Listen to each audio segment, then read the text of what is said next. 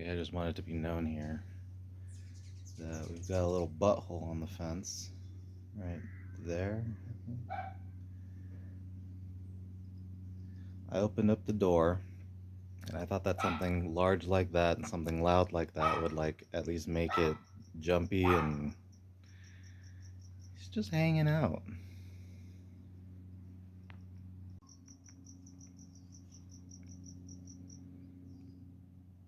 Serving no other purpose than to start trouble.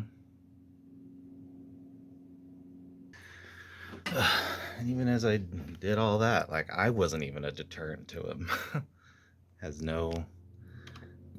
He's just way too comfortable. Unfortunately, the yappers really like him.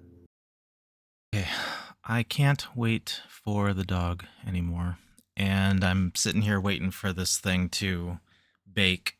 So I'm just going to move the audio up to the front and we're just going to go from there.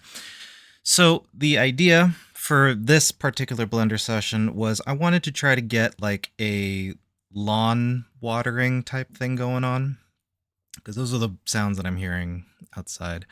And so I wanted to try to kind of recreate that. But the way that fluid simulations kind of work is that it will like spout out from its source and then it will just sort of land and spread, unless I have what's called an outflow, or if I just tell the domain that it has no floor.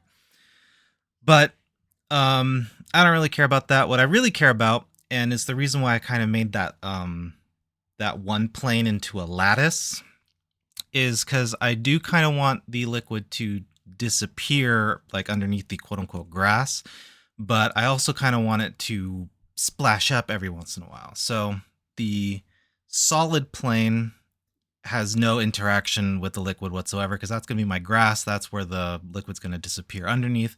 But in theory, I made the lattice plane an obstacle. So when the fluid comes into contact with the surface of that one, it should splash up a little bit. But because I made it into a lattice, it shouldn't like pool on top of the grass. It should drop through into the base of the cube that I have it in.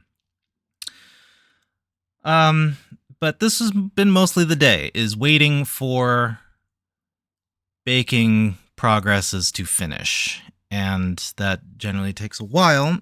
And I'm sure that, watching a YouTube video off to the side on the same machine doesn't help the rendering process. Or I call it rendering, but the baking process, just the collection of data in general. I'm sure it doesn't help at all.